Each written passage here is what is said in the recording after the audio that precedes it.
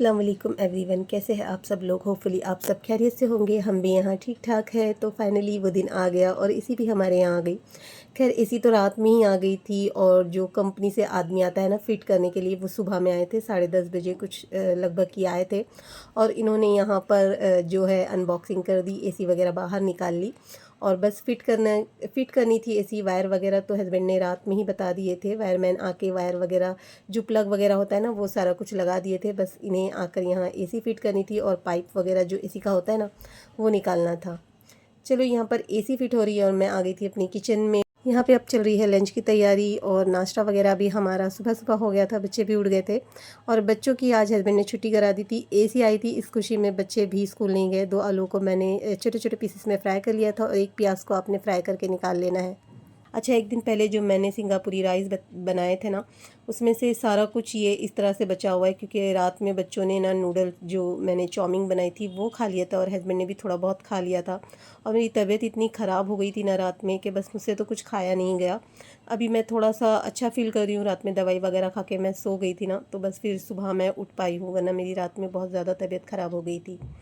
यहाँ पर मैंने सोचा कि चलो सारा कुछ इसी तरह से रखा हुआ है तो मैं क्या करूँ, तो बस मैंने थोड़ा सा ट्रिक किया। मैंने बोला चलो इसकी बिरयानी बना लेते हैं, क्योंकि चिकन का मसाला भी उसी तरह से रखा हुआ है और जो बासमती राइस होते हैं ना, वो भी रखे हुए हैं। तो मैंने क्या किया, प्याज जो मैंने फ्राई की थी ना, वो मैंने राइस में डाल के इस तरह से मिक्स कर लिया।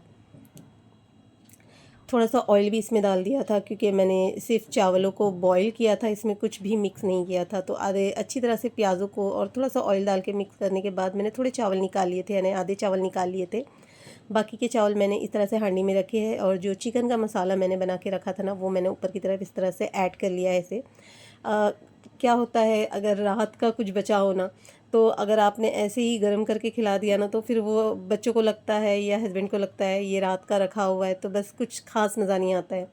तो मैंने थोड़ा सा ट्रिक कर लिया था, मैंने थोड़ा सा अपना दिमाग दौड़ाया और मैंने सोचा चलो इसे थोड़ा सा फ्रेश बना लेते हैं। तो मैंने बिरयानी बना ली इस तरह से। जितने भी आलू मैंने फ्राई किए थे, मसाले चिकन का मसाला डालने के बाद मैंने यहाँ पर सारे मैंने फ्राई आलू इस पे डाल दिए थे और जो सॉस मेरे पास रखी हुई थी ना, मैंने जो बना के रखी थी, वो मैंने ऊपर की तरफ डाल दी है। गाइस, ये इतनी ज़बरदस्त मज़े की बिरयानी बनके तैयार हुई थी। लग ही नहीं रहा था कि ये एक दिन पहले क्या सारा कुछ रखा हुआ है। ऐसा लग रहा था जैसे अभी अभी फ्रेश मैंने बनाया है इसे, और चावल वगैरह भी फ्रेश मैंने बॉईल किया हुआ है। तो बस इस तरह से मैंने सॉस डालने के बाद जो मैंने राइस निकाल के रखे थे वो ऊपर की तरफ डाले, फ्राई प्याज डाली और इसे अब एक है ना साफ़ कपड़े से कवर कर लेंगे। इसे लीड लगा दूंगी और बस दम पे रख देंगे। 2-3 मिनट मैं मीडियम गैस पे दूंगी। उसके बाद गैस की फ्लेम लो करके इसे मैं आराम से दम पे 12 मिनट के लिए छोड़ दूंगी, क्योंकि बहुत कम है ना, राइस भी बहुत कम है और मसाले भी बहुत कम है, तो ज़्यादा टाइम हमें नहीं देना है इसे। बस अच्छी सी भाप निकलने लगे ना, उस टाइम पर आपने गैस की फ्लेम ऑफ़ कर देनी है। 12 मिनट के लिए इसे इसी तरह से छोड़ देंगे। और यहाँ पर जो है ना, हमारा एसी का काम चल रहा था, एसी लग गई थी, अब बस पाइप वगैरह निकालेंगे तो ये भी काम यहाँ डन हो जाएगा। अल्हम्दुलिल्लाह, अल्लाह का शुक्र है, क्योंकि इस वक्त इतनी गर्मी हो रही थी ना, गर्म से इतना बुरा हाल हुआ रखा था ना। जब मैं किचन में खड़ी होती हूँ खाना बनाने, तो मैं पसीने से एकदम भीग जाती हूँ, इतना गर्म होता है और गर्म से मेरी ज़्यादा तबीयत ख़राब होने लगती है। जब पिछले साल गर्मी थी ना, तभी हस्बैंड ने कहा था कि इंशाल्लाह गर्मी शुरू होने से पहले ही ना मैं एसी लगा दूँगा। बस हमारा कुछ इंस्टॉलमेंट चल रहा था, इसलिए हम रुके हुए थे और अल्हम्दुलिल्लाह पीछे के जो इंस्टॉलमेंट थे ना, वो कंप्लीट हो गए। तो बस ये हमने एसी जो ली है वो इंस्टॉलमेंट पे ही ली है। अच्छा जी, जब भी मेरे घर में कोई भी नई चीज़ आती है ना, तो मैं सबसे पहले दर का शुक्राना अदा करती हूँ और सदका निकालती हूँ। जो चीज़ मेरे घर में आई है ना, बस उसका सदका निकालती हूँ। ये ज़रूरी होता है आपके लिए, ताकि आपकी चीज़ें सेफ़ रहे, आपका जो रोज़ी का ज़रिया हो ना, अल्लाह हमेशा बनाए रखे और आपके घर में हमेशा इस तरह की नई चीज़ें आती रहे। अल्लाह आपको इसके ज़रिए ना बहुत कुछ नवाजता है और बहुत कुछ देता है। तो एसी वगैरह यहाँ फ़िट हो चुकी थी। हस्बैंड को ये बता रहे थे कि आपने इसे कितनी कूलिंग पे रखना है, कितनी देर रखना है, कैसे रखना है, वो सारा कुछ हस्बैंड को बता रहे थे। और रैयान भी यहाँ गौर से सुन रहा था। सारा कुछ फॉलो रैयान ही करता है। और हस्बैंड मुझसे सुबह कह रहे थे कि एसी आ गई और आप मीठा नहीं बनाओगे, तो मीठा तो बनता है। तो मैंने कहा चलो ठीक है। तो यहाँ पर मैं साबूदाने की खीर बना रही हूँ, जिसके लिए मैंने हाफ़ कप साबूदाना लिया था और इसे मैंने 2 घंटे पहले भिगो लिया था। थोड़ा सा पानी आपने डालना है अच्छी तरह से वॉश करने के बाद, और इसे भिगो के रख देना है 2-3 घंटों के लिए। इस तरह से फुल सी जाती है। जब साबूदाना फुल जाता है ना अच्छा, तो उसकी खीर भी बहुत अच्छी बनती है। यहाँ पर मैंने 1 कप शक्कर ली थी और साथ ही में मैंने हाफ़ कप दूध लिया था, उसमें मैं डाल रही हूँ कस्टर्ड पाउडर। 1.5 टीस्पून आपने कस्टर्ड पाउडर डाल के इस तरह से तैयारियां करके रख लेनी है। और मैंने 1 लीटर दूध लिया था, फुल फैट दूध है, जिसे मैंने चढ़ा दिया था चूल्हे पे। अच्छी तरह से बॉईल हो रहा था ये, काफ़ी देर मैंने इसे धीमी आंच पर छोड़ दिया था बॉईल होने के लिए। थोड़ा सा पका के आपने ना थोड़ा सा कम कर लेना है। 1 लीटर दूध है ना, उसमें से आपने 10% सुखा लेना है, बस इतना ही आपने करना है। अभी जब अच्छी तरह से दूध खौलने लगे तो मैंने उसमें शक्कर ऐड कर ली थी। शक्कर आप अपने टेस्ट के हिसाब से ऐड कर सकते हैं। मेरी जो खीर में है ना, थोड़ी सी शक्कर ज़्यादा हो गई थी। या शक्कर को अच्छी तरह से दूध में मेल्ट होने देते, ड्राई फ्रूट्स फ्राई कर लेते हैं।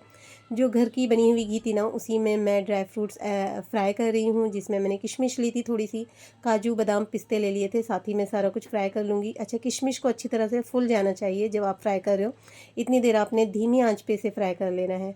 बस यहाँ पे ड्राई फ्रूट्स हमारे फ्राई हो चुके हैं, मैंने इसे निकाल लिया है। पहले भी मैं आपके साथ साबूदाना दूधी की खीर जो है ना वो शेयर कर चुकी हूँ, जो बड़ी ही लजीज और मज़े की बनी थी गाइस।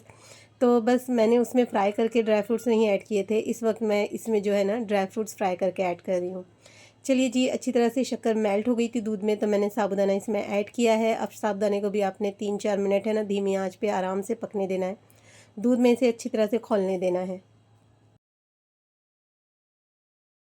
साबूदाना डालने के बाद मैंने 3-4 मिनट इसे अच्छी तरह से धीमी आंच पे खौलाया था, और ये देखिए साबूदाना ऊपर की तरफ आने लगा है।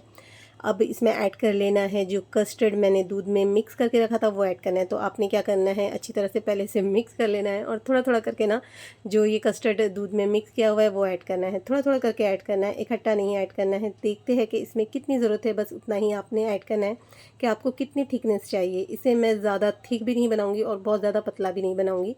ये हल्का सा इस तरह से इसकी कंसिस्टेंसी होनी चाहिए कि थोड़ा सा हल्का सा गाढ़ापन आ जाए ना इसमें, बस इतना ही, बहुत ज़्यादा थिक सा नहीं बनाना है इसे।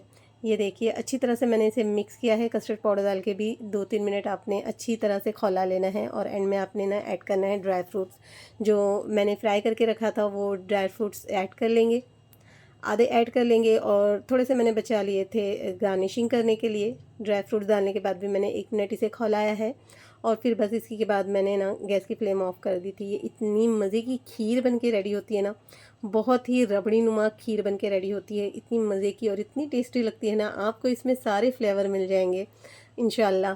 तो मैंने एक बाउल में निकाल लिया था, जो बचे हुए ड्राई फ्रूट्स थे वो मैंने ऐड कर लिए थे, और बस ये देखिए माशाल्लाह से ज़बरदस्त सी हमारी साबूदाने की खीर बनकर रेडी है। तो बहुत क्विक तरीके से बनाया है, और इतनी मज़े की होती है ना, आप इसे फ्रिज में रख कर सर्व कीजिए, फ्रिज में रख कर खाइए। ये इतनी मज़े की और टेस्टी लगती है ना कि बस आपको मज़ा आ जाएगा ये खीर खाते हुए।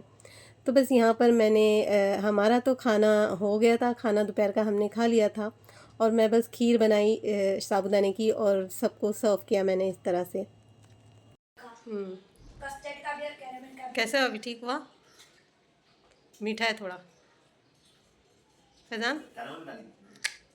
कैरेमल जैसे एकदम टेस्ट, कैरेमल का भी टेस्ट आ रहा है, कस्टर्ड का भी आ रहा है, और इसका नाम क्या है जो आपने ड्राई फ्रूट्स का भी आ रहा है।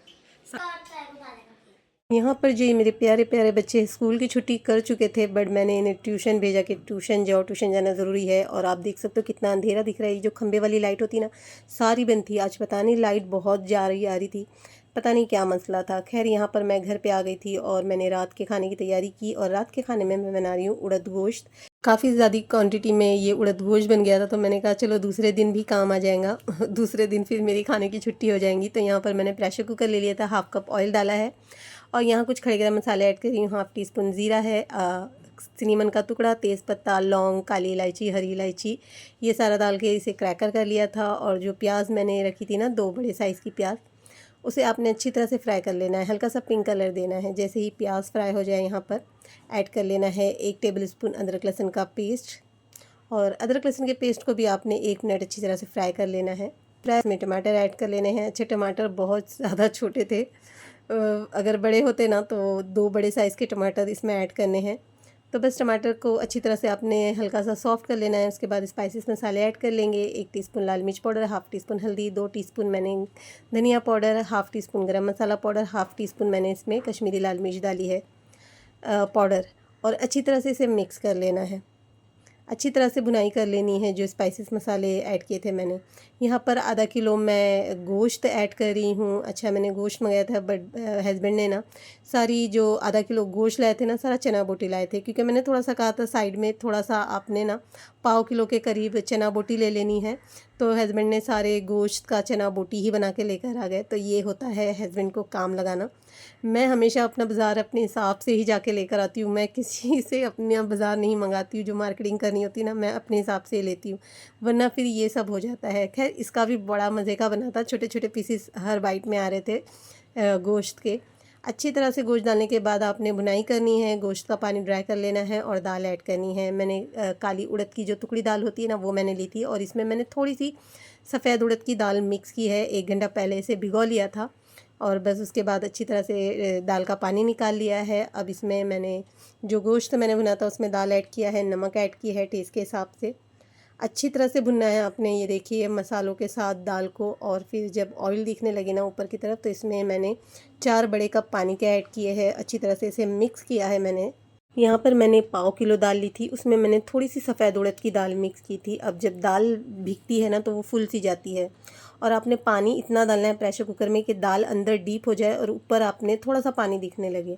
बस यहाँ प्रेशर कुकर की लिड के साथ कवर करना है, और आपने एक हाई फ्लेम पर इसे सीटी देनी है, और फिर गैस की फ्लेम लो करके आपने आराम से पकने देना है। दाल इतनी सॉफ्ट सी हो जाए ना, इतनी देर आपने छोड़ देना है इसे आराम से धीमी आंच पर।